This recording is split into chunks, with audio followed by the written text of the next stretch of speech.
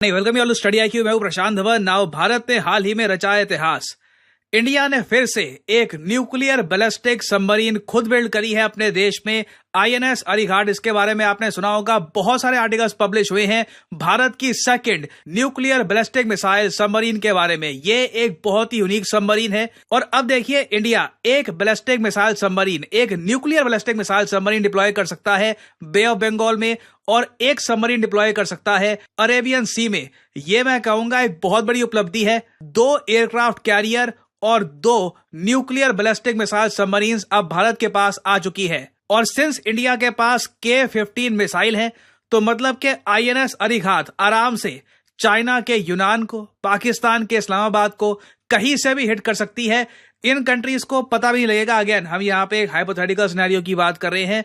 कल को अगर वॉर स्टार्ट हो जाती है, हमें कंट्री को डिफेंड करना होता है, उस सिनेरियो की बात कर रहे हैं, तो उस केस में ये ऑप्शन भी हमारे पास अवेलेबल होगा। और अगर आप पूछ रहे हैं कि हमने इतिहास कैसे बनाया है, मैं आपको समझाता हूं। ये आपके सामने लिस्ट है 5 कंट्रीज की, China, France, Russia, UK, USA। इन सब कंट्रीज में कॉमन बात क्या है? आप सब लोग कहोगे कि इन सब कंट्रीज में कॉमन बात है कि ये UN सिक्योरिटी काउंसिल के परमानेंट मेंबर हैं। और इंटरेस्टिंग बात देखिए, 2016 तक ये वो 5 देश थे दुनिया में जिनके पास खुद की बनाई हुई nuclear powered ballistic missile submarine थी। ये ट्रेंड देखिए भारत ने तोड़ा है। भारत पहला देश बना था दुनिया का जो UN सिक्योरिटी काउंसिल का परमानेंट मेंबर ना होते हुए भी इस कंट्री ने, इस महान देश भारत ने एक न्यूक्लियर बैलिस्टिक मिसाइल सबमरीन खुद बिल्ड करी थी। मैं यहाँ पर INS अरिहंत की बात कर रहा हूं। नाउ INS अरिहंत जैसी बहुत सारी सबमरीन हम बिल्ड कर रहे हैं। जो सेकंड सबमरीन हमने बिल्ड करी है अरिहंत क्लास की, ये है INS अरिघाट।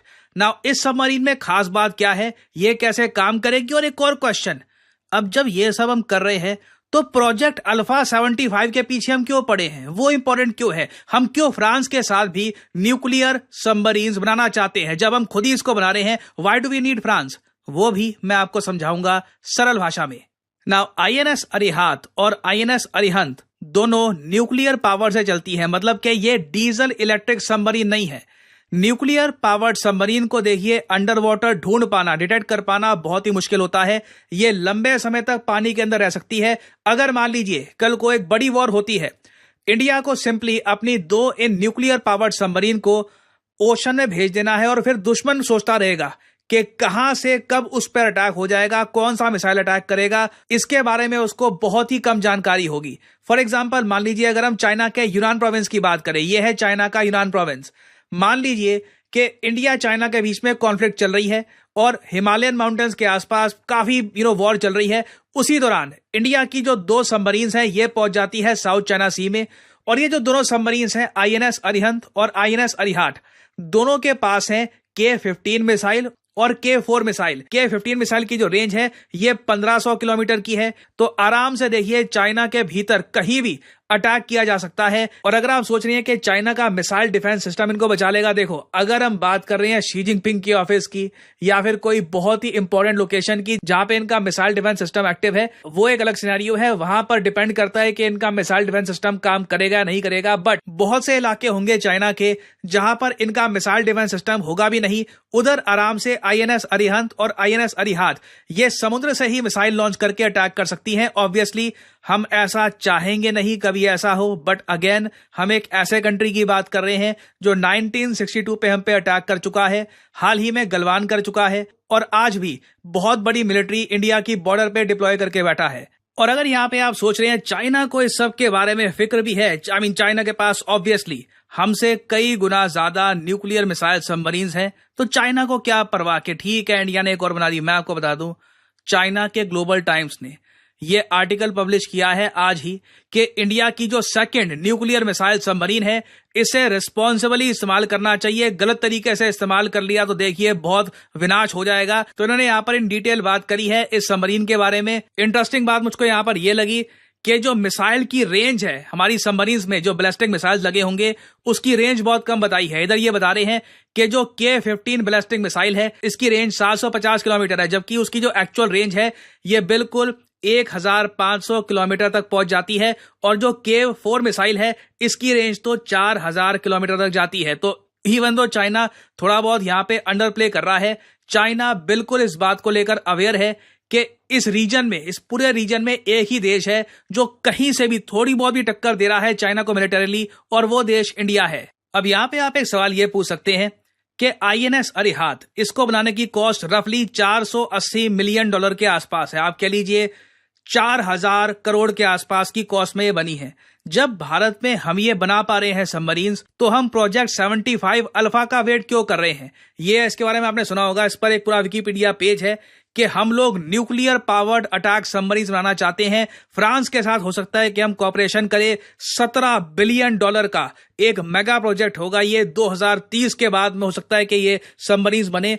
इस सब की आवश्यकता क्या है, समझाता हूं आपको। देखो, जब हम बात करते हैं न्यूक्लियर सबमरीन के बारे में, तो 2 प्रकार की न्यूक्लियर सबमरीन होती हैं। एक सबमरीन जो हमारे पास है बैलिस्टिक मिसाइल वाली सबमरीन। ये सबमरीन दूर से अटैक करेगी एक बैलिस्टिक मिसाइल से। फिर देखिए, आपको ना बाकी सबमरीन्स या फिर बाकी वॉरशिप्स को डिस्ट्रॉय करने के लिए भी एक अलग से सबमरीन चाहिए। आप समझ पा रहे हैं ना? इमेजिन करिए एक सबमरीन जो न्यूक्लियर पावर से चलती है। उसका काम यह नहीं है कि शहरों पर अटैक करना है या फिर शहरों पर मिसाइल बरसाने है। उसका काम यह है कि कोई आसपास एयरक्राफ्ट कैरियर है, डुबा देना है, कोई आसपास सबमरीन है, उसको डुबा देना है। तो इसे हम कहते हैं एक अटैक सबमरीन, एक न्यूक्लियर पावर्ड अटैक सबमरीन, जो बाकी नेवी है, दुश्मन की नेवी, उसको डिस्ट्रॉय करती है। वो अभी हमारे पास है नहीं। हमने कुछ समय के लिए लीज पर ली थी INS चक्र, आपको याद होगा, रशिया से हमने लीज पर ली थी INS चक्र। वो बिल्कुल अलग सबमरीन है compare to INS Arihant, INS Arihant. INS Chakra से आप लॉन्ग रेंज बैलिस्टिक मिसाइल नहीं मारोगे। और प्रोजेक्ट 75 अल्फा के अंडर भारत की कोशिश यही है कि बैलिस्टिक मिसाइल तो कवर हो चुका है, जो हमारा न्यूक्लियर ट्रायड है, कि भारत अटैक कर सकता है जल से, थल से, और इवन एयरबोर्न अटैक हम कर सकते हैं। अब उस सब के बियॉन्ड अगर दुश्मन की सबमरीन्स को, दुश्मन की नेवी को डिस्ट्रॉय करना है, तो प्रोजेक्ट 75 अल्फा में भी काम करना होगा। और मोस्ट प्रोबेबली ये सबमरीन्स बनाने में, ये न्यूक्लियर पावर्ड अटैक सबमरीन्स बनाने में फ्रांस या फिर परहैप्स इवन US हमारी हेल्प कर सकता है। तो अभी ये शुरुआत है। अभी ऐसी 2 और सबमरीन्स हम बना रहे हैं। बहुत ही जल्द ये सबमरीन्स बन जाएंगी। तो कुछ और डिटेल सामने आती है इन द फ्यूचर, मैं आपके लिए अपडेटेड वीडियो बाद में ले आऊंगा। फाइनली यहाँ पे मैं आपसे पूछूंगा एक क्वेश्चन। देखिए, हाल ही में वो कौन सा भारतीय शहर है जिसको टाइटल दिया गया है बिलियनियर कैपिटल ऑफ एशिया? क्योंकि पूरे एशिया में इस शहर से ज्यादा आपको बिलियनियर्स कहीं नहीं मिलेंगे। ये है यहाँ पे आपकी options: new Delhi, Mumbai, Tokyo या फिर ओसाका। ये बताइए, this Indian city overtakes Beijing. पहले ये टाइटल था बीजिंग के पास। खत्म हो गए भाई साहब, मंदिर पे राज तो भाई साहब पहले भी इंडिया जो है वो शो कर चुका है।